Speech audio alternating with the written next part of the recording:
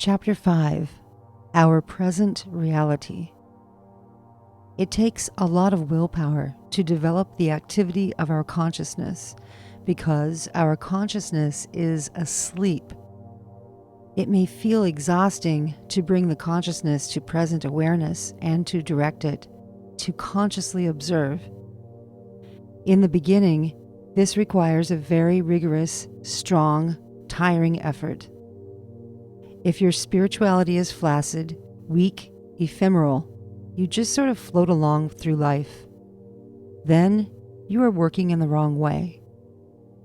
Real spiritual development does not occur by just being on autopilot. All of the myths that describe this path emphasize the unbelievable, heroic efforts that the heroes have to make in order to save the maiden, to dominate the monster or dragon. Real spirituality requires incredible sacrifice, work, and is dangerous. Those are not just pretty fairy tales. They reflect a living, vibrating truth. Our consciousness is asleep and in danger, and to awaken it requires every ounce of strength that we have. For that effort, we need an enormous amount of energy. That is why all genuine religions have harnessed the power of sexual energy to fuel spiritual awakening. Beginners in every religion were required to conserve their sexual energy so that energy could be converted into spiritual power. Awakening does not come through concepts in the intellect, or beliefs in the heart, or repeated actions in the body. Awakening comes through energizing and activating the consciousness. Liberation from suffering does not come through intentions, the way we dress, the way we talk, or the books we read. Liberation comes as a result of, right now, paying attention, being awake and aware of consciousness itself, and freeing ourselves from the causes of suffering. Those who awaken consciousness without freeing themselves from pride, anger, lust, envy, gluttony, and all those selfish desires become terrible sources of suffering for themselves and others. In order to empower the consciousness, it is necessary to save our energy and to give it to the consciousness. Then we must learn to direct it toward the goal of liberation from the causes of suffering. As Buddhi Shakyamuni explained in the Four Noble Truths, suffering is caused by desire. Thus, we learn to pay attention to desire in all of its forms, to learn how it functions, and to see the results of its activity. Our consciousness in its original natural state is free, happy, wise, and capable of seeing the divine. Yet, over the centuries, we have trapped that consciousness in pride, lust, envy, fear, greed, laziness, etc. Thus, our consciousness is modified by those qualities. We can no longer see the divine. That is why we have so many theories and beliefs. We no longer have conscious knowledge of the divine. And to restore this natural state of the consciousness, we have to remove the obscurations. And we cannot remove them if we cannot see them. It is one thing to pay attention to what is going on outside of us, and this is good. We have to pay attention to our environment. Yet, it is another thing to pay attention to what is happening in the intellect. This is also important to watch our thoughts. It is something else to consciously watch our feelings, our emotions. And it is something else again to observe the sensations and impulses of the body and how we react to them. Observing all of these elements is fundamental to the process of developing conscious self-observation. But really, to awaken consciousness and reach freedom from suffering, we need to be aware of the consciousness itself, how we perceive, how not just the fact of perception, but how we are perceiving. This is a supracritical action for us to observe, because every action of body, speech, and mind requires consciousness. Then, once we learn to be aware of the activity of consciousness, we have to also see. Is our consciousness modified by desire, or is it free, unrestricted?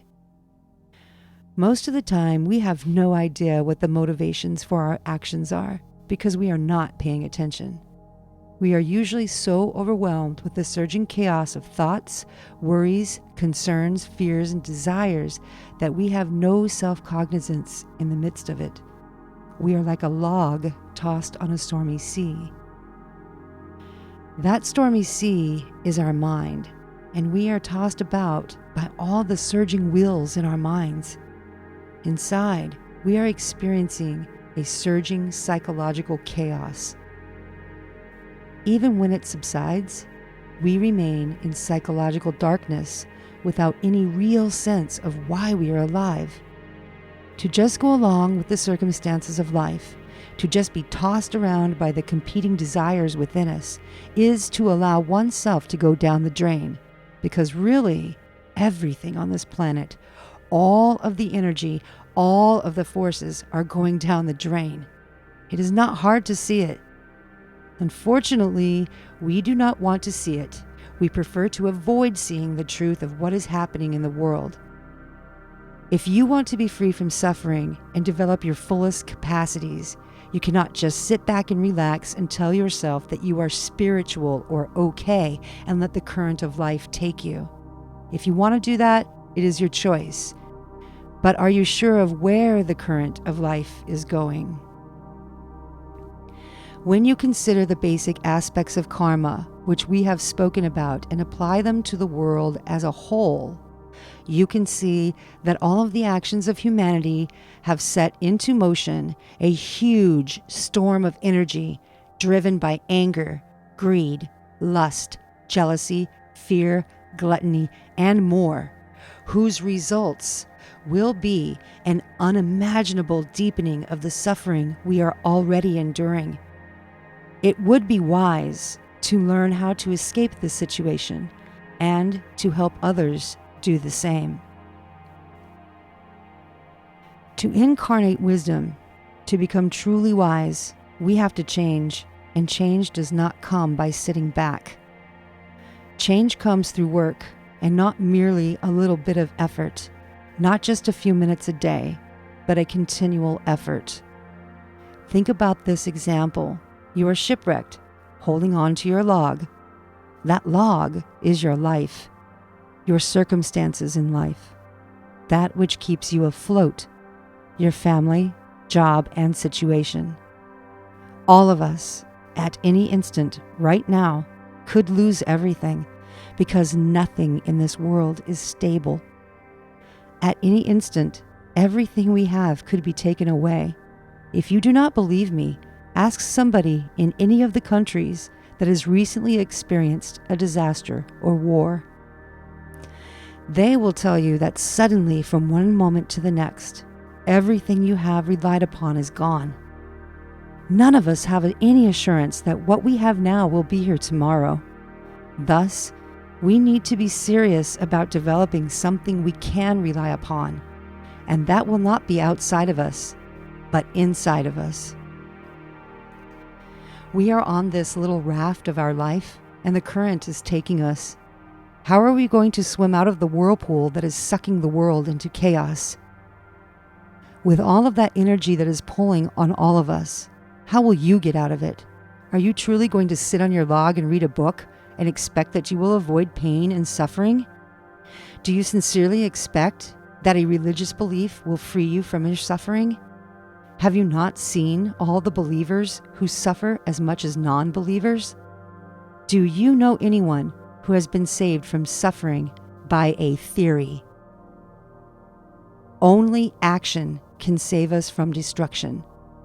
To escape the destructive current of life, you have to swim with all of your might, with every ounce of energy that you have. You have to fight the current of life. That current is outside of you, and it is inside of you. The way to fight the current is to analyze yourself and change. It sounds desperate because it is. Our situation truly is desperate. Some say that we must rely on God or the divine to help us. While there is truth in this statement, it is equally true that unless we do our part, there is nothing the divine can do for us.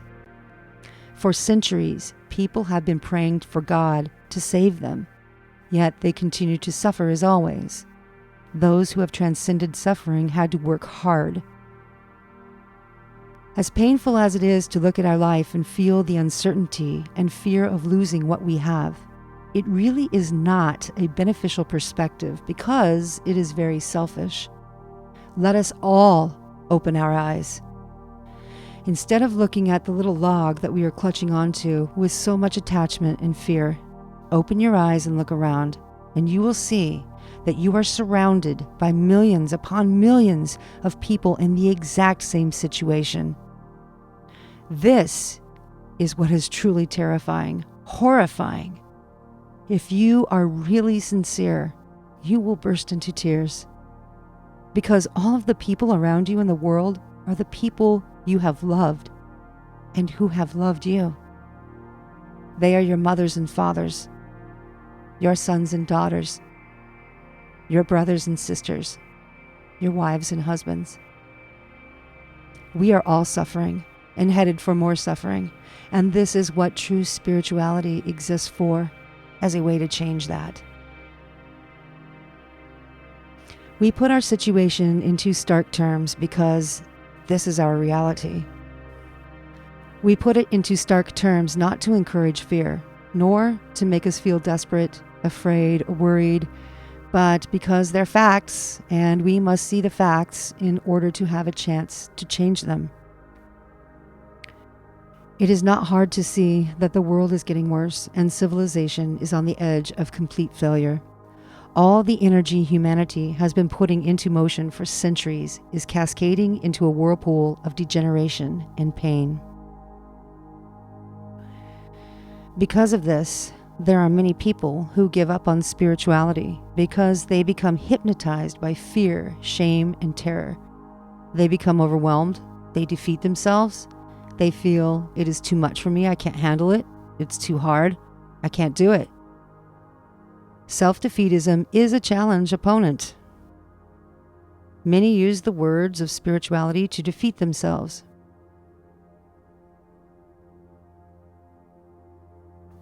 Self-defeatism is a challenging opponent. Many use the words of spirituality to defeat themselves, saying that the state of the world demonstrates that God does not exist or does not care. All of this is due to grave misunderstandings of religion and scripture and a profound lack of genuine knowledge. What people do not realize is that in the midst of the greatest adversity is the greatest potential for positive change. The energy that is in motion can be a powerful catalyst for deep and lasting change. What those who give up on spirituality need is to develop a genuine understanding of the law of karma. When you really understand the law of karma, then you will have great faith. When you work seriously in your spiritual life, you will prove to yourself that it is possible to reach complete liberation. It can't be done. It can be done, but you have to invest energy into it. It cannot be a temporary or part-time job. It has to be full-time. Every little investment of energy we make results in a consequence that is greater than the energy invested. Each time that we meditate, each time that we restrain a harmful action and we turn it into something beneficial, we create a huge impact, not just for ourselves, but for others.